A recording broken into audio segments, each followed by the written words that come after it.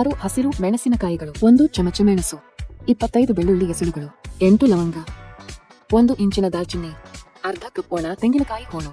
ಇದನ್ನು ಹುರಿಯೋಣ. ಕಡಾಯಿಗೆ ಹಾಕಿ 2 ಚಮಚ ಎಣ್ಣೆ ಸೇರಿಸಿ 2 ನಿಮಿಷಗಳ ಕಾಲ ಕಡಿಮೆ ಉರಿಯಲ್ಲಿ ಹುರಿಯಿರಿ.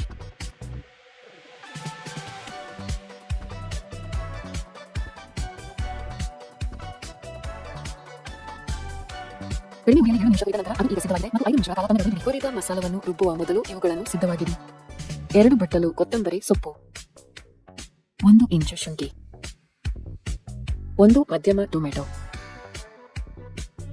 ಈಗ ಹುರಿದ ಮಸಾಲಾ, ಶುಂಠಿ ಮತ್ತು ಟೊಮೆಟೊವನ್ನು ಮಿಕ್ಸಿ ಜಾರ್ಗೆ ಸೇರಿಸಿ 3 ಚಮಚ ನೀರು ಸೇರಿಸಿ ನಯವಾದ ಪೇಸ್ಟ್ ಆಗುವಂತೆ ರುಬ್ಬಿಕೊಳ್ಳಿ.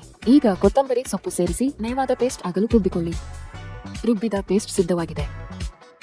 ಮಧ್ಯಮ ಉರಿಯಲ್ಲಿ ಕುಕ್ಕರ್ ಇರಿಸಿ ಮತ್ತು 3 ಚಮಚ ಎಣ್ಣೆ ಸೇರಿಸಿ 300 ಗ್ರಾಂ ಕೋಳಿ ಮಾಂಸ ಸೇರಿಸಿ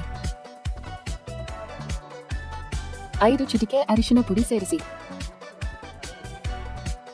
ಅರ್ಧ ಚಮಚ ಕಲ್ಲು ಉಪ್ಪನ್ನು ಸೇರಿಸಿ ಚೆನ್ನಾಗಿ ಮಿಶ್ರಣ ಮಾಡಿ. ಮಧ್ಯಮ ಉರಿಯಲ್ಲಿ 5 ನಿಮಿಷ ಬೇಯಿಸಿ. ಈಗ ರುಬ್ಬಿದ ಮಸಾಲಾ ಪೇಸ್ಟ್ ಅನ್ನು ಸೇರಿಸೋಣ.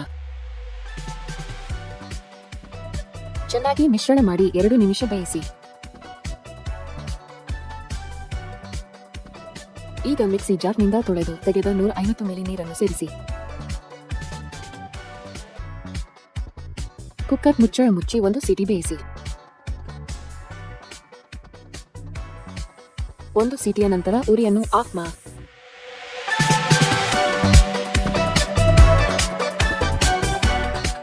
ಮಧ್ಯಮ ಉರಿಯಲ್ಲಿ 5 ನಿಮಿಷ ಬೇಯಿಸಿ.